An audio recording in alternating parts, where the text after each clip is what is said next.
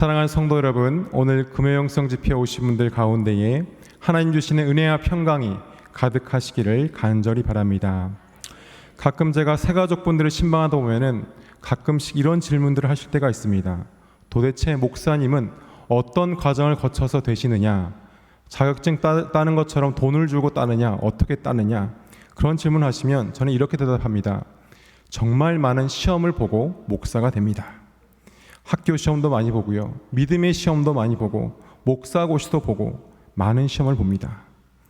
여러분, 목사가 되려면요, 대학원 과정을 3년 거치고 전담 사역을 4년을 하고 전도사 교육을 다 받고 목사고시 7과목을 합격을 하고 목사 면접을 또한 합격하면은 목사 안수를 받습니다. 저희 교회에 김현철 전도사님, 홍삼일 전도사님께서 5월 25일 날 드디어 목사 안수를 받습니다. 이럴 때 박수를 한번 쳐야 되는데, 참. 목사 안수를 받으시는데 이제 전도사님 부를 날이 얼마 남지 않았어요. 25일이 되면 이제 목사님 불러야 됩니다.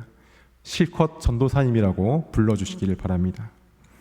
특히 MDB 과정이라고 신학 대학원 과정이 있는데요. 들어가면 진짜 많은 것을 배워요. 성경에 대해서, 목회에 대해서, 기본적인 인문 소양에 대해서 배우는데 가장 많이 하는 것이 시험 보는 거예요. 배우고 정리하고 시험 보고, 배우고 정리하고 시험 보고, 끝없이 시험을 보고, 또 왜 그리 과제는 많은지 A4 용지 6, 7장 기본이고요. 막 10장, 20장, 소논문 내라, 숙제 내라, 계속 교수님들께서 과제를 많이 내주세요. 그리고 과정에 따라 다르지만 마지막 학기가 되면은 졸업 종합 시험을 보는 학생들이 있고 논문을 쓰는 학생들이 있는데 저는 논문을 썼습니다. A4 용지 50장 정도를 제가 주제를 정해서 써야 했는데 저는 논문을 처음 쓰다 보니까 울면서 썼어요. 너무 힘들다. 나는 공부랑 거리가 멀구나. 목회를 열심히 해야겠다. 그런 생각이 들 정도로 힘들게 자료를 정리하고 모아서 써서 교수님께 가져가면은 빨간 줄을 쫙쫙 그어가지고 이거 빼고 이거 빼고 이거 빼라. 다 빼라는 거예요. 다시 하란 말이구나.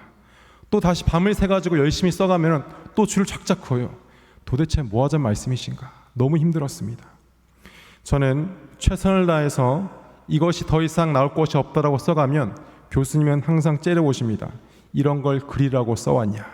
그러면서 다시 써오라고 하시죠. 마지막 시험문과도 같았던 논문 학기는 제게는 힘들었습니다. 거의 한 학기를 앉아서 글만 쓰고 공부만 하고 또 글만 쓰고 공부만 하고 또 지적을 하도 많이 받으니까 나중엔 자신감도 없어져가지고 뭔가 잘해봐야겠다고 시작한 논문을 제발 통과만 되어라 하는 마음으로 논문을 마무리하는데 결론을 쓰는 시점에서 제가 김해로 또 내려왔습니다. 도서관에 갈 수도 없어요. 자료를 찾을 수도 없어요. 그래서 거의 될 대로 되라. 주님께서 하시옵소서. 그리고 제가 논문 심사하는 자리에 갔는데 전 자신감이 없는 거예요. 결론을 제대로 못 내리고 논문을 냈으니까 얼마나 자신감이 없겠습니까? 교수님 세 분이 논문을 딱 앉아가지고 심사를 하세요. 심사하시는데 다들 한숨을 막 쉬시는 거예요. 제발 통과만 되라, 통과만. 그런데 교수님 한 분이 대표로 말씀하시는 겁니다. 학생은 논문이 그렇게 뛰어나진 않습니다. 하지만 통과는 시켜드리겠습니다. 김해에서 열심히 사역하시면서 사역지에 나가서 서울신대의 자랑이 되어 주십시오. 그 말 듣는데 이상하게 눈물이 나는 거예요. 막 운영 교수님도 어쩔 줄 몰라 하시는 거 혼자 울어요. 막 김해 가가지고 기차 타고 올라와서 논문 심사 받으러 갔는데 교수님 다 째려보고 막 다시 써오라 막 그런 말 못하고 이제 통과만 시켜줄게 이런 거 얼마나 서운합니까? 그런데 제가 그러면서 그동안 저를 가르치신 교수님들이 막 다 떠오르면서 그 가르침에 맞게 내가 사역해야겠다. 서울신학대학교를 빛내는 목사가 되어야겠다. 그렇게 3년의 공부를 마무리하는 시험을 논문으로 제출했습니다. 어떤 공부든지 어떤 과정이든지 마지막 시험이 제일 힘들고 어렵습니다. 그런데 요즘 우리가 살아가는 시대를 보면 마치 신앙의 마지막 시험을 보고 있는 느낌이 듭니다.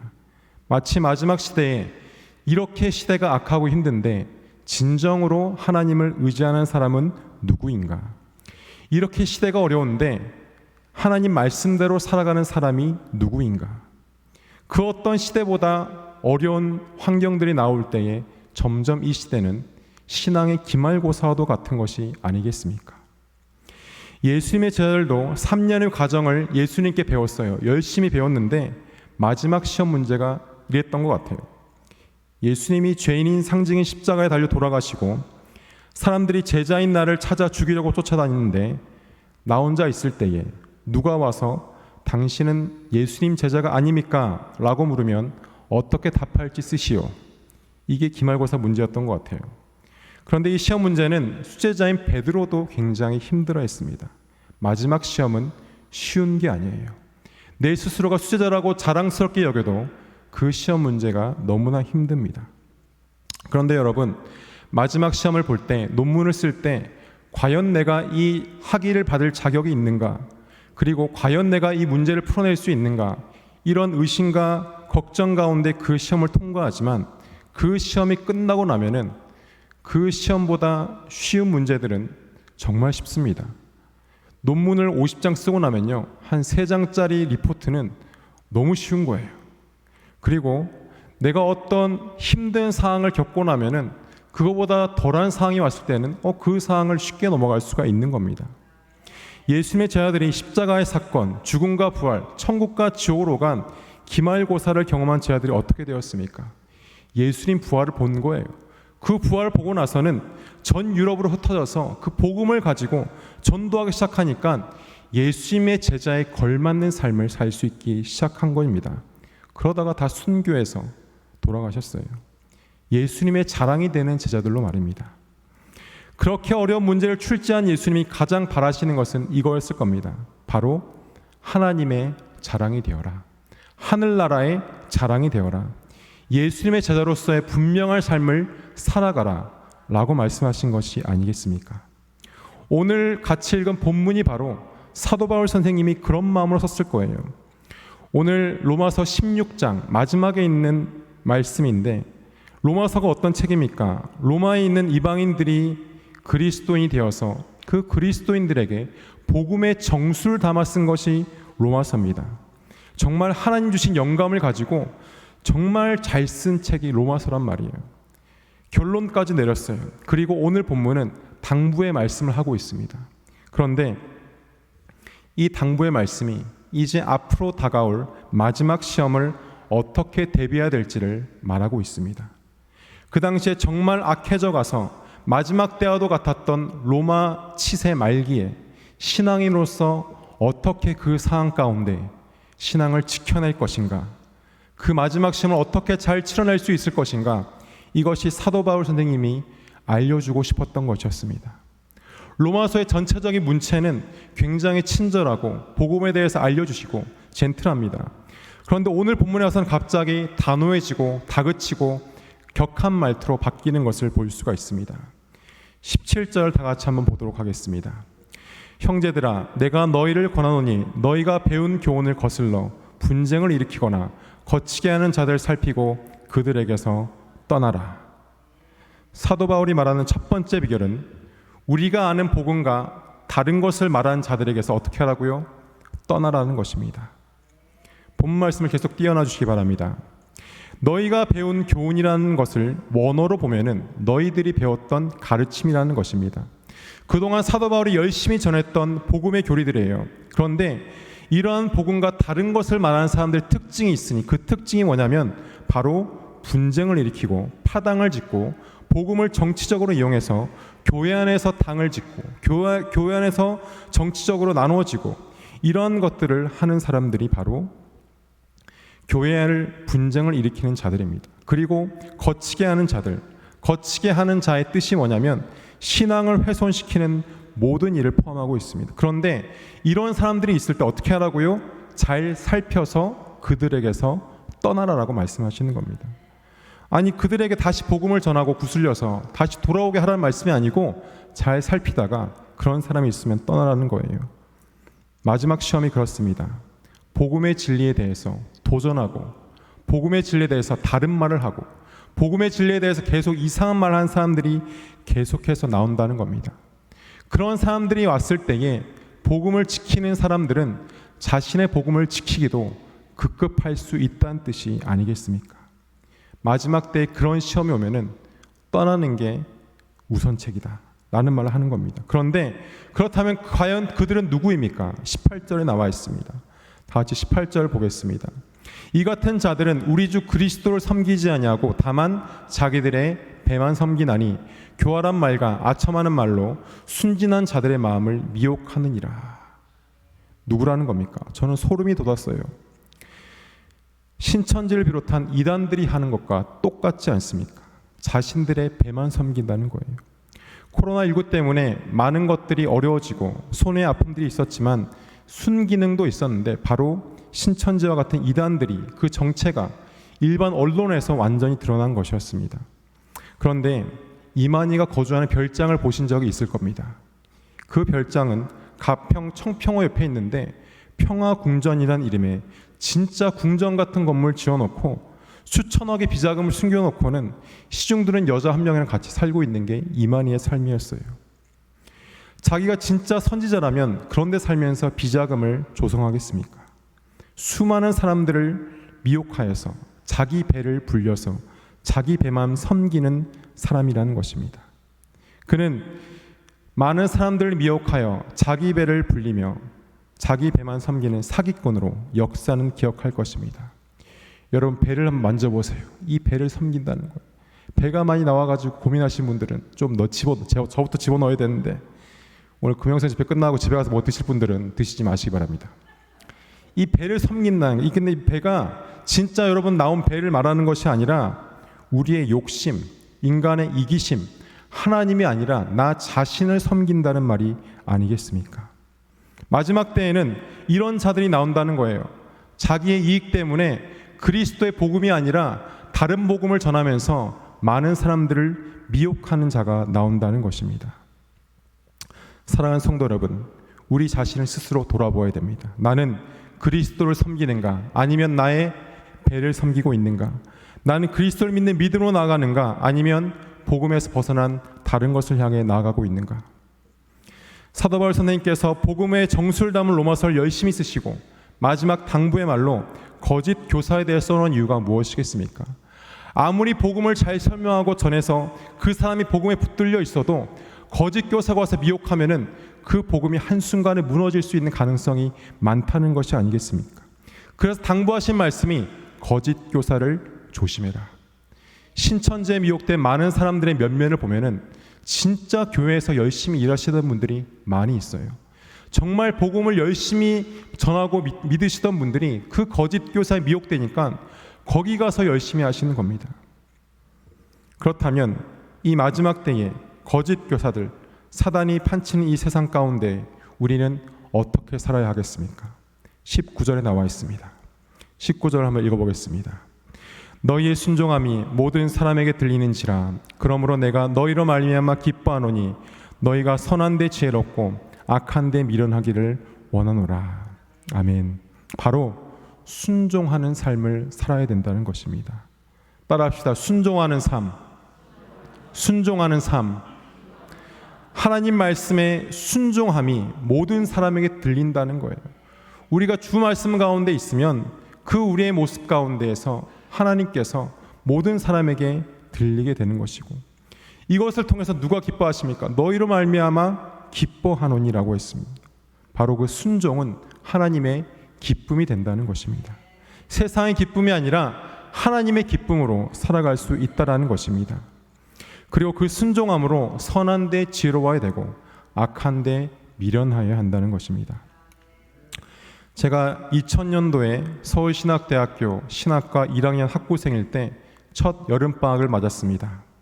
그래도 내가 신학생인데 금식을 한번 해봐야겠다. 그래서 5박 6일 작정하고 오산리 기도원을 갔습니다. 오산리 기도원 정말 커요. 한 2만 명이 모일 수 있는 기도원입니다.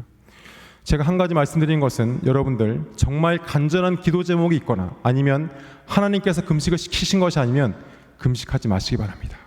온갖 시험에 시달리는 거예요. 간절함이 없는 금식은 너무 힘든 거예요. 제가 오산리 기도원 가니까요, 오산리 기도원 앞쪽에 누워가지고 잠을 자고 앉아서 집회 드릴 수 있는 마룻바닥이 좀 넓게 있고요, 그 뒤로 의자가 쫙 있습니다. 그리고 오전, 낮, 저녁 3번 금식 집회가 있습니다. 아침에 가서 점심을 한 끼 굶었습니다. 그리고 저녁을 금식하고 두 끼를 금식하는 순간부터 어떤 말씀도 귀에 들어오지 않았습니다. 머릿속에는 뭐 먹지? 금식 끝나면 뭘 먹지? 너무 힘든 거예요. 금식 기도 올라가면 기도하려고 100가지 기도 제목을 써왔어요. 또 100개나 써왔어. 근데 1시간에 다 읽고 나서 이제 할 게 없는 거예요. 머릿속에는 계속 치킨 막 통닭이 막 떠다녀요. 정신 차려야겠다. 저녁 집회 정신 차려야지. 저녁을 안 먹었죠. 저녁 시간에 샤워를 하러 갔는데 샤워타를 안 가져온 거예요. 샤워타를 사러 매점을 갔는데 매점에서 죽을 파는 겁니다. 그 죽 냄새를 맡는 순간 결심했어요. 나는 오늘 밤까지야. 나의 첫 저녁 집회는 마지막 집회가 될 거야. 내일 아침 내려가야지. 그러고 있는데 첫날 집회 그 강사님 때문에 저는 5박 6일을 하고 올 수 있었습니다. 금식 집회 간 첫날 두 끼를 굶고 시험 들어가지고 내려가서 뭘 먹을까, 죽이라도 사 먹을까 고민하는 가운데 집회가 시작되었습니다. 그 강사님 성함은 기억이 잘 안 나요. 그런데 그 강사님 복장과 생김새는 아직도 기억이 납니다. 딱 올라오셨는데 하얀색 와이셔츠에 하얀색 넥타이에 흰색 자켓에 흰색 바지를 입으시고 반짝이는 에나멜 소재의 흰색 구두를 신고 딱 올라오신 거예요. 머리도 흰색이에요. 신령하게 딱 흰색이에요. 그리고 등치도 이만하셔가지고 할렐루야, 예수 믿으면 천국, 안 믿으면 죽어 막 이러시는 거예요. 딱 결심했어요. 가야겠다. 이건 아닌 것 같다. 내가 이거 가야겠다 막 그러는데 그 강사님의 설교를 제가 아직도 기억해요. 제가 수많은 부흥 강사님 설교를 들었지만 그 모든 설교 내용을 기억하는 강사님 그분 딱 1번입니다. 1번. 오셔서 뭐라 하셨냐면 30분 동안 자 여러분 기도 왔으면 회개를 해야 됩니다. 앞에 죄악의 뿌리를 뽑으세요. 잡아라 뽑아라 잡아라 뽑아라를 30분 하셨어요.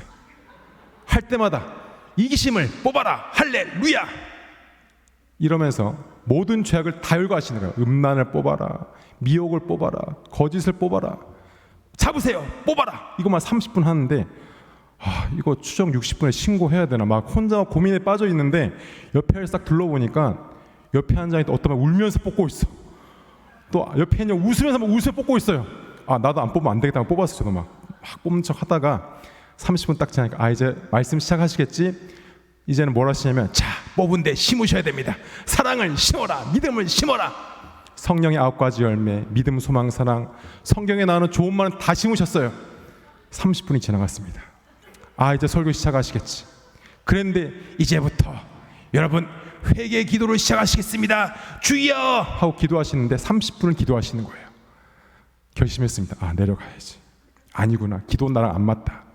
그랬는데 제가 아침에 기도원 갔을 때 재밌는 제 옆에 앉아 있는 여자분을 제가 자세히 봤어요. 그런데 이분은 얼굴이 피골이 상접해가지고 가만히 누워 계신 거예요.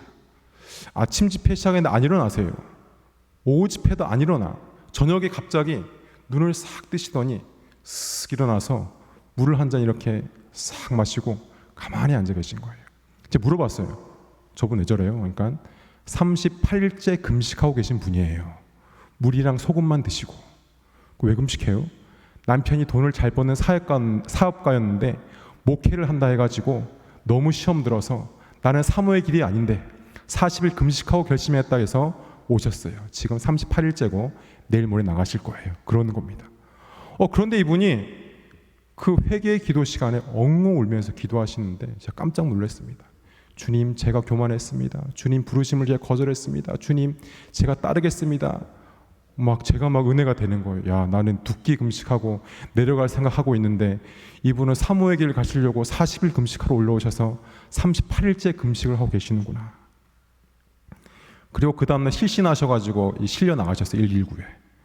제가 그걸 보면서 5박 6일 금식해야겠다.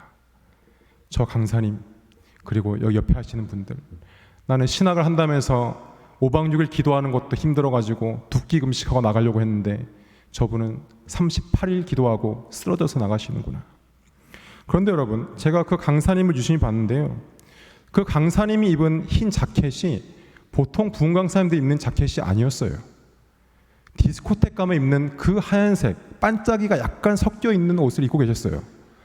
그분이 그 옷을 입고 그대로 디스코텍에 가셔도 무방한 복장을 하고 계셨다는 겁니다. 제가 그때 이 말씀이 떠올랐습니다. 선한데 지혜로운 분이구나. 저분이 말을 살짝 바꾸면 교주가 될 수 있는 분이에요. 저분이 춤만 잘 추면 디스코테이크 갈 수 있는 거예요. 그런데 그 옷을 입고 그 언변을 가지고 지금 누구신지는 기억이 안 나지만 대단한 분이었던 것 같아요. 저분이 악한데 지혜로웠다면 과연 어떤 일을 하셨을까? 막 무섭기 시작했습니다. 사랑하는 성도 여러분, 악한데 지혜로우면 이만희처럼 되는 겁니다. 악한데 지혜로우면 하나님께 순종하지 않고 사단에게 순종하게 되는 거예요. 선한데 지혜로운 사람은 누구한테 순종한다고요? 하나님께 순종해서 하나님의 기쁨이 되는 사람이 바로 선한데 지혜로운 사람입니다. 요새 우리 교회 교육자들 넥타이 색이 좀 밝아지지 않았습니까? 3주 전에 담임 목사님께서 교육자들 불러놓고 이제 영상 시대입니다. 비주얼에 신경을 쓰셔야 됩니다. 딱 비전을 제시하신 거예요. 그래서 비주얼이 중요하구나. 넥타이를 샀어요. 이뻐요?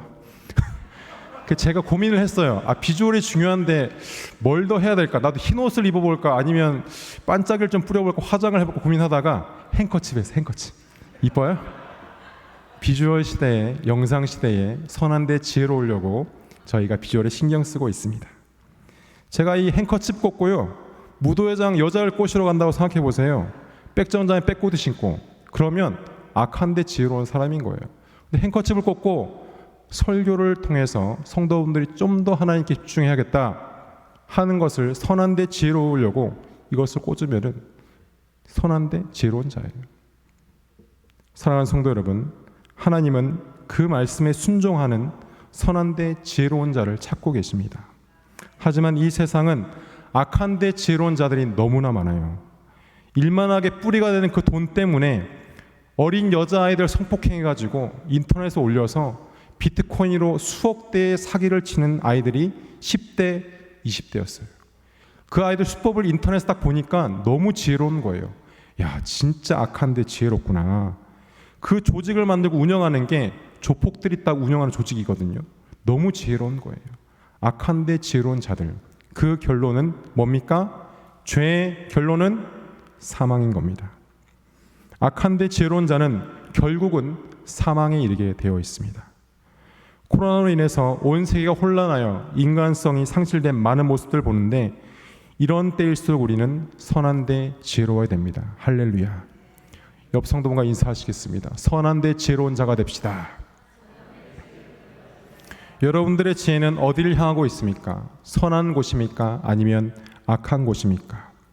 그런데 애석하게도 우리 인간의 마음에는 원죄가 있기 때문에 원래가 악함을 가지고 있어요. 누가 시키지 않아도 거짓말하고요. 누가 시키지 않았는데 죄를 짓고요. 누가 시키지 않았는데 악한데 지혜롭게 되어 있는 게 인간입니다. 우리는 계속 죄를 짓습니다. 그런데 여러분, 걱정할 필요가 없어요. 왜냐하면 하나님께서는 이미 사탄과의 전쟁에서 승리하셨기 때문이에요. 20절 다 같이 보시겠습니다. 다 같이 한번 읽어볼까요? 큰 목소리로 시작. 속히 사탄을 너희 발 아래에서 상하게 하시리라. 우리 주 예수의 은혜가 너희에게 있을지어다. 아멘. 사탄을 너희 발 아래에서 상하게 하신다. 할렐루야. 예수님께서는 이미 사탄을 밟고 올라서셨어요. 그 이긴 전쟁을 우린 지금 하고 있는 겁니다. 단지 마지막 때가 가까워서 마지막 시험이라서 조금 힘든 것뿐이에요. 제가 초등학교 3학년 때 처음으로 도둑질을 했습니다. 1992년 3월 어느 날 제 생일이라서 제 기억을 합니다. 생일이 지나고 얼마 되지 않아서 김해 카라바트 앞에 모닝글로리라는 문구점이 처음 생겼어요. 갔는데 300원짜리 지우개가 너무 이쁜 거예요. 저도 모르게 손을 뻗었고 저도 모르게 호주머니 넣었고 저도 모르게 문구점을 나왔습니다. 에이, 살 거 없네 하는 거짓 연기까지 하면서 유유히 걸어 나왔어요. 그날 후로 저는 그 훔친 지우개 때문에 행복할 줄 알았어요. 더 잘 지워지니까. 그런데 불행해지기 시작했습니다. 문구리를 살 게 있는데 그 문구점 들어갈 수가 없는 거예요. 아저씨가 봤나? 아저씨가 뭐라면 어떡하지? 너무 떨려서 들어갈 수가 없는 거예요. 일주일이라는 골든타임도 이미 지나버렸어요. 교회에서 설교를 듣는데 다 저한테 얘기하는 것 같아요. 나 지옥 가면 어떡하지? 죄 지었으면 어떡하지? 그리고 누나한테 얼마 전에 배운 욕을 한번 실행에 옮겼다가 아버지한테 개패든 맞은 얼마 안 된 시점이라서 또 걸려서 맞으면 어떡하지? 수많은 고민들이 지나갔습니다. 도저히 죄책감 때문에 살 수가 없는 거예요. 지우개 이거 뭐라고, 이거 300원짜리 뭐라고. 초등학교 3학년이었는데. 그리고 저는 아버지한테 회개하기로 마음먹었습니다. 아버지, 드릴 말씀이 있습니다. 그래 아들아, 왜 그러냐, 뭐 이러지 않으셨겠죠. 지우개를 훔쳤습니다. 저는 진짜 맞을 줄 알았어요. 얼마 전에 맞았기 때문에 욕을 해가지고. 그런데 아버지 반응이 이상한 거예요. 저를 가만히 안아주시는 거예요. 아, 이제 집어 던지려나? 그랬는데 괜찮아, 다음부터 안 그러면 되지. 필요한 게 있으면 아빠한테 얘기해, 아빠가 사줄게. 그러시는 거예요. 그리고 한마디를 딱 하시는데 아직도 기억이 나요. 그리고 창대야, 나는 너를 믿어.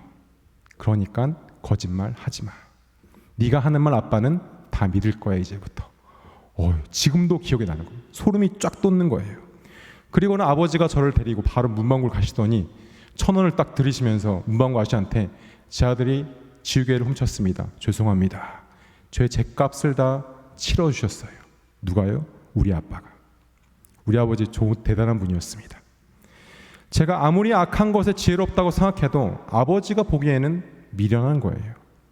아무리 내가 죄에 지혜롭다고 해도 하나님 보시기에는 미련한 겁니다. 내가 지은 죄가 너무 커서 도저히 감당할 수 없어서 주 앞에 들고 나갔을 때 하나님 보시기에는 별거 아니에요. 내 아들아, 내 딸아, 내가 다 안다. 다음부터 그러면 안 돼.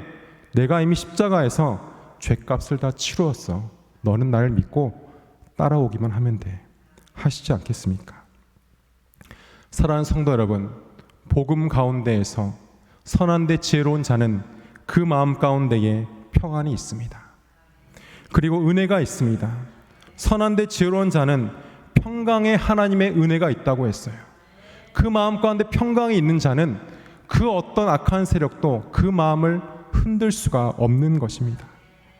사랑하는 성도 여러분, 여러분들 마음 가운데 선한 데 지혜로운 지혜가 있어서 하나님 주시는 평강이 넘쳐나시길 바랍니다. 그래서 그 누구도 빼앗아갈 수 없고 이미 주님께서 계신 그 싸움 가운데에서 우리는 담대하게 나아갈 때에 주님께서는 여러분들 마음에 하나님이 주신 평강의 은혜로 충만하게 하실 줄 믿습니다. 여러분은 선한 데 지혜로운 자입니까? 아니면 악한 데 지혜로운 자입니까? 기도하시겠습니다. 사랑의 주님, 선한 데 지혜로운 자는 그 마음 가운데 평강이 있고 하나님 주신 은혜가 있어서 사탄을 이기며 미련하지 않고 지혜로워서 주의 말씀에 순종하여 하나님의 기쁨이 되는 자라고 했습니다. 아무리 복음을 잘 알고 있어도 거짓 교사가 와서